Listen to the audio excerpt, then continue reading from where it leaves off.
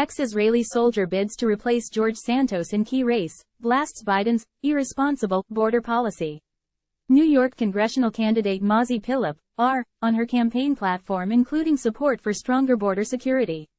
An Ethiopian-Israeli immigrant who's been a harsh critic of the Biden administration's border policies is hoping to replace former GOP Representative George Santos in a closely watched special election. Mazi Pilip, R-N.Y, joined Fox and Friends Friday to call out her Democratic opponent, former Representative Suozzi, for supporting open borders during his previous stint in Congress from 2017 to 2023.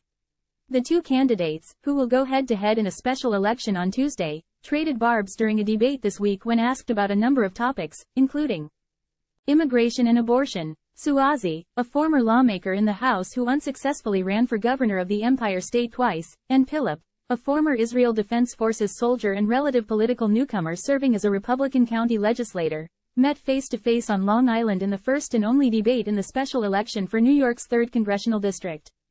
Democrat Suozzi, running for George Santos' seat, takes heat for 2019 post on ICE amid New York's migrant crisis.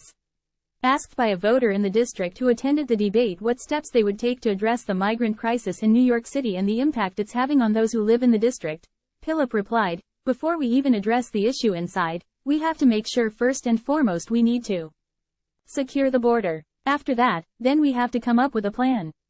We have to know who's here. We don't even know who all those people are."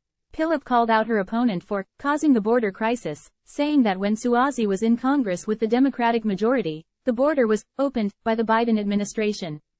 Pilip explained that she supports legal immigration and is concerned about unvetted individuals posing a threat to U.S. national security. "I am all about bringing people here to give them the opportunity to live the American dream. It has to be done correctly, the way I did it. My husband, who came from Ukraine, came here legally. What they are doing is so irresponsible in many ways," she told Steve Doocy, noting the drugs and guns brought across the border. Pilip said if she is sent to D.C., she will support the impeachment against DHS Secretary Alejandro Mayorkas. The vote to impeach Mayorkas fell short by a few votes, as Santos' seat remains vacant after his expulsion from the House last December. Suozzi failed to protect the American people. He should not be there. And this is why this election is so important. We have to have a strong majority to start to do the right things. Right now, they don't have it. This is about saving our country. This is about stopping the nonsense of the left Democratic Party. That's putting the American people at risk. Suozzi fired back during the debate by saying Pilip isn't offering solutions to the border crisis, criticizing Republicans who opposed a Senate bill to bolster border security and provide aid to Ukraine, Israel and Taiwan. She has no solutions, he said.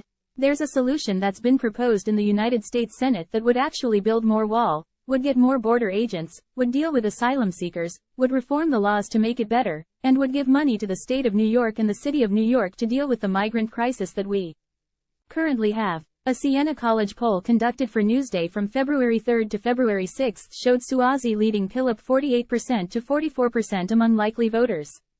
The special election is slated to take place on February 13.